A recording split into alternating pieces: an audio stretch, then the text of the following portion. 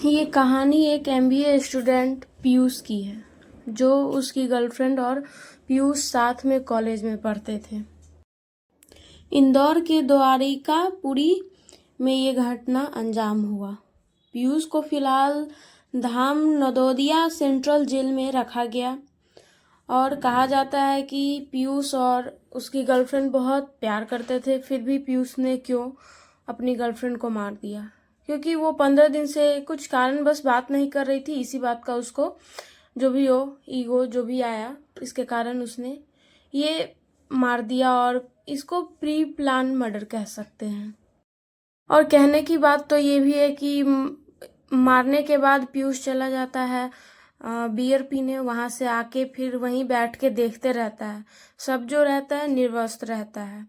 और कहा जाता है कि पीयूष ने आत्मा से बात करने की कोशिश की, उसकी आत्मा से, ताकि उसे सॉरी बोल सके। शायद उसे मारने के बाद ये गिल्ट फील हो कि मुझे ऐसा नहीं करना चाहिए था, इसीलिए उसने जादू टोना मंत्र जो भी किया, ये जाके भी जंगलों में किया ताकि उससे बात करे, माफ़ी मांग सके। बात इतनी ही ख़त्म नहीं हो गई।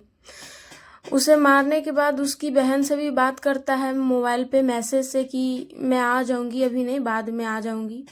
और उसका अश्लील तस्वीरें कॉलेज के व्हाट्सएप ग्रुप पे भी भेज देता है, शेयर करता है। वहाँ अपने फेस पे इमोजी लगा देता है और उसका फ़ोटो ऐसे ही रहता है ताकि उसको बदनाम किया जा सके, ताकि बाद में लगे कि उसने नहीं, उसकी भी गलती है, इसी के कारण उसे मारा गया है। ऐसी दरिंदापन हो गया है। आइए जानिए उस लड़की के पापा ने क्या कहा। ये जो घटनाक्रम था, मेरी बच्ची को नगर निगम ने सर्टिफिकेट में गलत मात्राएं लगा दी थी। उसकी वजह से कुछ करप्शन कराना था, तो वो उसलिए उसको नगर निगम के लिए मैंने ड्रॉप किया था, रास्ते में ड्रॉप किया था। तो वो ई रिक्शा द्वारा वहाँ पहुँच गई थी और मैं अपने वर्क से चले गया था। शाम को 5 बजे तक उससे कोई कांटेक्ट नहीं हुआ। कांटेक्ट उसके सिस्टर से एक आध बार बात हुई, लेकिन उससे रूबरू कभी बात नहीं हुई। उसके फोन से मैसेज या फिर पीयूष से बात होती गई। तो छोटी बिटिया ने बताया कि दीदी से बात कराने के लिए बोला, लेकिन उसने बात कभी नहीं कराई। मतलब उसका फोन जो था पूरा लड़का अटेंड कर रहा था और हैंग भी कर लेता। अच्छा, फिर आपने कब कंप्लेन करी, मतलब फिर या आपने पुलिस को कांटेक्ट किया था कि उसने बाद में 11 तारीख को? शाम को बिटिया शॉप पे बैठी थी, छोटी वाली। तकरीबन 7 बजे वो शॉप पे से निकली और उसने अपना मोबाइल रख दिया, फ्रेश हो गई। वो जो उसका रूटीन का काम है, जब उसने 11 बजे पहुंची नहीं है दीदी करके फोन लगाने की कोशिश करी, फोन ओपन किया तो उसमें मैसेज पड़ा था।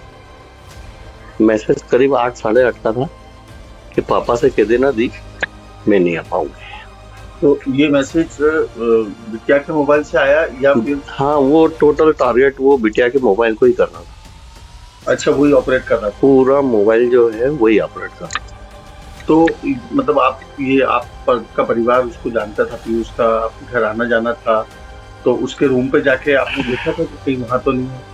नहीं, इतना नहीं, हमारे घर पे आना जाना नहीं था। नोट्स के लिए कभी आते थे तो बाहर के बाहर ही वो नोट्स लेकर के चले जाते। अच्छा, तो जैसे आपने गुमशुदगी की रिपोर्ट लिखी तो पुलिस को बताया था कि भाई ये रकम का था सब? बिल्कुल बिल्कुल। तो वो जो 2 दिन थे, उसमें परिवार का या पुलिस का कोई व्यक्ति उस रूम पे गया था देखने? रूम पे मतलब? हाँ, रूम पे बाहर से देख करके आ जाते थे। कहीं ऐसा नहीं हो वो वापस रूम पे लौटे हों या क्या है, तो वो बार बार वाचिंग करके उसको देख रहे थे। अच्छा, गए थे लेकिन ताला लगा था तो आप वापिस आ जाते थे कि भाई नॉर्मली रात को उनने लेट का मैसेज डाला है या कुछ है तो वो उसको करें, और कुछ कदम अगर उन्होंने उठाए भी हैं तो अपन देखते हैं सवेर तक उनको वॉचिंग करके। रात तक मैं करीब रात जागता रहा, क्या आ जाए बिटिया आ जाए यार। कांटेक्ट करने की कोशिश करी तो उसका कांटेक्ट हो नहीं पाता। लड़की के पिता की बात तो आपने सुन ली। कोई इतना दरिंदा कैसे हो सकता है, इतना दरिंदगी के साथ कैसे मार सकता है। चलिए देखिए पीयूष का क्या बयान आता है। कुछ नहीं हुआ, छोड़ो, जो हो गया हो गया यार। अरे कैसी बातें कर रहे हो, आपने मारा एक लड़की को, आपकी प्रेमिका थी वो, उसको छोड़ दो ना, क्या करोगे जान के। अच्छा वहाँ आपने तंत्र मंत्र किया था मुंबई में, पुलिस बुलाया? कुछ नहीं किया मैंने। दर्दनाक तरीके से मारा है तुमने उसको, हुआ अच्छी है वो चली गई, कैसी बातें कर रहे हो कि कुछ नहीं हुआ? उसके माँ बाप ने उसको पाल पोस के बड़ा किया, आपने उसको जान से मार दिया और बोल रहे हो कि कुछ नहीं हुआ। तो पछतावा नहीं है? इस चीज का पछतावा नहीं है किसी की बच्ची को मारना? पछतावा नहीं है इस चीज का, इसकी बच्ची को मारा है इतनी हैवानियत के साथ? बेटा बेटा बेटा बेटा क्यों मारा? कारण तो बता दो, मारा क्यों है? कारण तो बता दे। अच्छे को सबको कारण बताऊंगा अच्छे से। क्या बताएगा?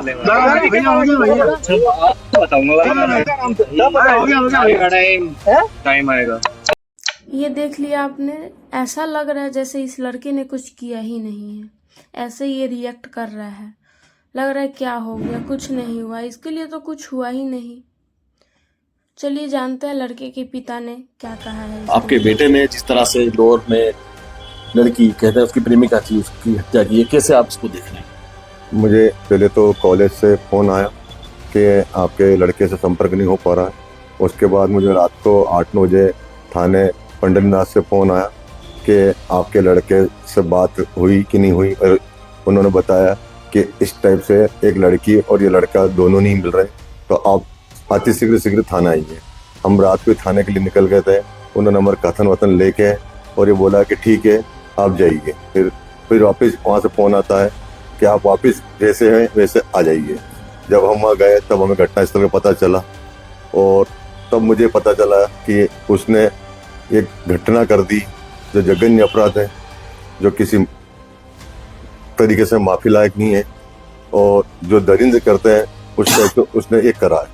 तो मैं न्यायालय से यही निवेदन करता हूँ उसे कड़ी से कड़ी सज़ा मिले और ये मामला फास्ट ट्रैक पे चलाया जाए ताकि जल्दी जल्दी न्याय मिले।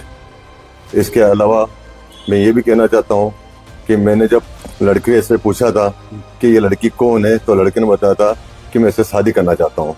तब मैंने उससे बोला कि बेटा अभी पढ़ाई कर रहे हैं, पहले पढ़ाई पूरी कीजिए, उसके बाद शादी तेरी करनी है, शादी करना है और करेंगे तेरी शादी। तब मैंने कहा था कि मेरे को लड़के से बात करा दो, उसने लड़की से बात करी। मैंने लड़की को भी समझाया कि आप जो है पीयूष के साथ पढ़ते हो, तो बोले हाँ। मैंने कहा पीयूष के नाम की दोस्ती है तो उस दोस्ती को ज़्यादा मत बढ़ाओ और अभी इसको यहीं रोक दो। उसके बाद मैंने उनसे ये भी बोला कि अगर ऐसी कोई स्थिति नहीं हो कि जिससे तुम्हारे पिता की भी इज्जत धूमिल हो और मेरी भी धूमिल हो, आप पढ़ाई करो, शादी होगी, शादी करेंगे, ऐसी कोई बात नहीं है। तो उस लड़की ने कहा कि ठीक है अंकल, मैं वचन देती हूँ आपको कि अब मैं ऐसा काम नहीं करूँगी। तो उसने मेरे को इसका आश्वासन भी दिया था। बेटे ने भी मुझे कहा था पापा आपकी कसम अब हम ऐसा काम नहीं करेंगे। मैंने बेटे से ही कहा था पहले पढ़ लिख के अपने पाँव पे खड़े हो, दोनों पाँव पे खड़े हो जाओ, कुछ ऐसा बन के दिखाओ ताकि आप पे हम गर्व करें। और उसने आज जो ये करा कृत्य, गर्व की स्थिति नहीं रही, दरिंदगी की स्थिति कर दी उसने।